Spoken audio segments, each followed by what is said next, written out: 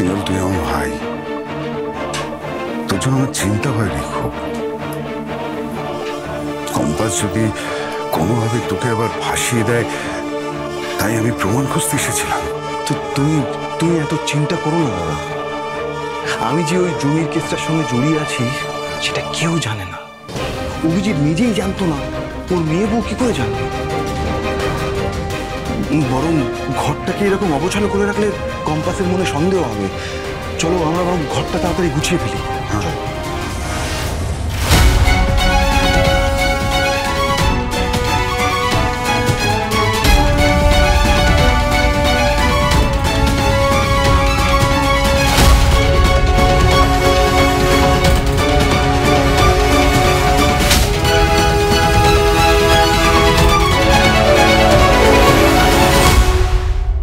তুমি পারবে? তোমার তো দেখছি মারাত্মক কনফিডেন্স। এটা এমন কিছু বড় সমস্যা নয় স্যার, এটা জানেন বলেই তো আপনি ফার্স্ট ইয়ারের স্টুডেন্টদের এই পাজলটা দিয়েছেন। ঠিক আছে, শুনি তোমার ব্যাখ্যা। থার্ড অপশনটাই রাইট স্যার। এই যে বল ধরার সময় একজন ফিল্ডার তার হাতটা পিছনের দিকে পিছিয়ে নেয়, এটা হলো নিউটনের দ্বিতীয় গতিসূত্রের প্রয়োগ। নিউটনের দ্বিতীয় গতিসূত্র বলে যে কোনো বস্তুর ভরবেগের পরিবর্তনের হার তার প্রযুক্ত বলের সঙ্গে সমানুপাতিক এবং বস্তুর দিকে ক্রিয়া করে, অর্থাৎ F = m, যেখানে F হলো প্রযুক্ত বল, m হলো বস্তুর ভর এবং a হলো উৎপন্ন ত্বরণ। নিউটনের গতির তৃতীয় সূত্র বলে যে প্রত্যেক ক্রিয়ার সমান এবং বিপরীতমুখী প্রতিক্রিয়া রয়েছে। রাইট, একদম ঠিক বলেছেন। নিউটনের দ্বিতীয় গতিসূত্র অনুযায়ী ভরবেগের পরিবর্তনের হার তার প্রযুক্ত বলের সঙ্গে সরাসরি সমানুপাতিক। এই জন্যই third option sir. Very good, Bravo Bravo, very good, very good compass. Bravo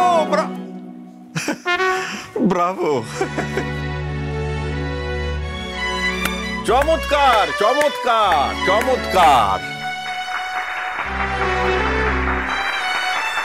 এইভাবে হেসে খেলে আনন্দ করে আমাদের ইঞ্জিনিয়ার হয়ে উঠতে হবে।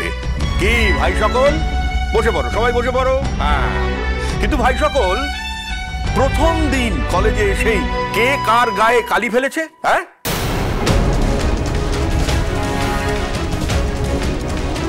তাকে কিন্তু আমি কিছুতেই এখানে থাকতে দেব না, বের করে দেব।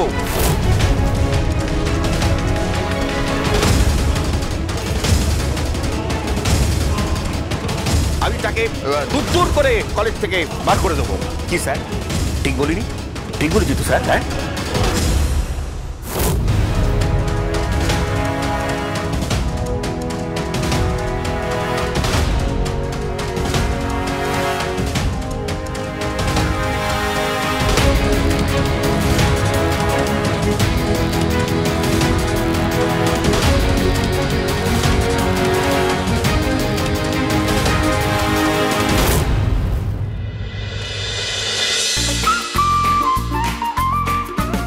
কম্পাস সোম থেকে রবি প্রতিদিন সন্ধে ৬টায় স্টার জলসায় ও জিও হটস্টারে।